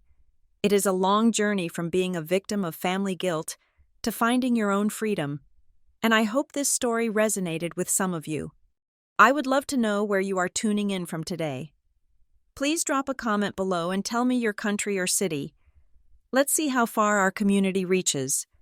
And if you enjoyed this story and want to hear more tales of justice served cold, please subscribe to the Lila Revenge Stories channel, like this video, and if you are feeling generous, hit that hype button to help this story reach even more people who might need to hear it.